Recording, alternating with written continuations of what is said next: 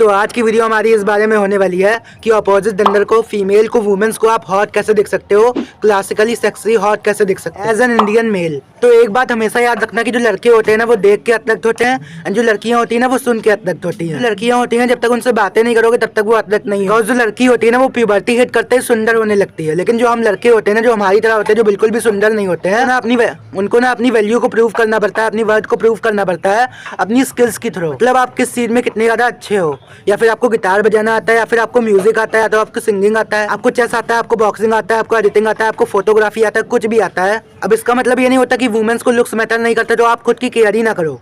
आपको खुद की केयर करनी है, आपको अपने हेयर स्टाइल की केयर करनी है, अपनी हाइजीन की केयर करनी है, गुड स्मेल करना है। तो अब जो मैटर करता है ना वुमेन्स को वो होता है कि जो आप सुधार सकते हो।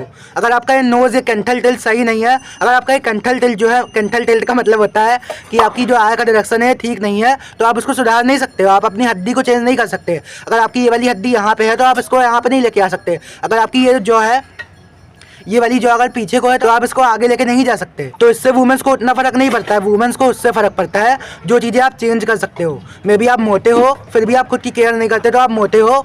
उसके बाद अगर आप पतले नहीं होते हो तो आप खुद की केयर नहीं करते हो। तो ऐसे वुमेन को सिग्नल जाता है कि ही can be a good father, ये बच्चों की केयर नहीं कर सकता, स्पर्म भी हेल्दी नहीं है, एंड ये अच्छा रिलेशनशिप नहीं बना सकता। बिकॉज वुमेन हमेशा उससे अट्रैक्ट होती है जिसका टेस्टोस्टेरोन ज़्यादा होता है, जिसका स्पर्म हेल्दी होता है, एंड जो फैमिली की अच्छे से केयर कर सकता है। वो सिग्निफाई करते हैं उसके जो वाइड शोल्डर होते हैं, उसकी वी शेप में फिजिक होती है, उसका टेस्टोस्टेरोन बहुत ज़्यादा होता है, उसकी जॉ बहुत ज़्यादा अच्छी होती है।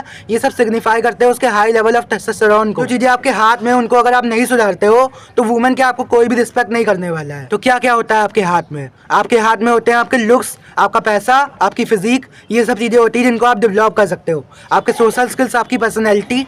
और पर्सनैलिटी का तो आप सबको पता ही है, पर्सनैलिटी में इंडियन मेंस में तो कोई भी प्रॉब्लम नहीं होती है। हाँ, बाहर के मेंस में प्रॉब्लम होती है, लेकिन इंडियन मेंस में ना पर्सनैलिटी में बचपन से ही कोई प्रॉब्लम नहीं होती है। आप चोर के घर में पैदा नहीं हुए, आप डाकू के घर में पैदा नहीं हुए, आप क्रिमिनल के घर में पैदा नहीं हुए हो। आप चोर नहीं हो, आप क्रिमिनल नहीं हो। तो पर्सनैलिटी मानते हैं हम सबकी ठीक है। तो मैटर क्या करता है आखिर? देखो, अब जो मोस्टली जो चीज़ मैटर करती है ना वो होता है, एक तो होता है आपका पैसा, दूसरा जो होता है वो मैटर करती है आपकी फिजिक, और तीसरी चीज़ जो होती है वुमेन से आप कैसे बात करते हो। बस ये तीन चीज़ होती है जो वुमेन्स को अट्रैक्ट करने के लिए सबसे ज़्यादा कैपेबल होती है। और सब चीज़ों को हटा दो, और चीज़ें मैटर नहीं करती है। बस जो आपके हाथ में उसको आप इंप्रूव कर सकते हो, एंड फिर आपकी फिजिक, एंड फिर आपकी मनी, एंड फिर आप वुमेन से कैसे बात करते हो। आप वुमेन के सामने बहुत ज़्यादा नीडी तो एक्ट नहीं करते हो, कहीं उसको दिन भर मैसेज तो नहीं करते रहते हो, कहीं उससे रात भर बातें तो नहीं करते रहते हो जिससे उसको लगता है कि इसके पास तो यार कोई काम ही नहीं है, तो निठल्ला बैठा है घर पे। फैमिली की केयर कहाँ से करेगा? तो मुझसे ही रात भर बात करता रहता है, ये आगे कमाएगा कैसे भला?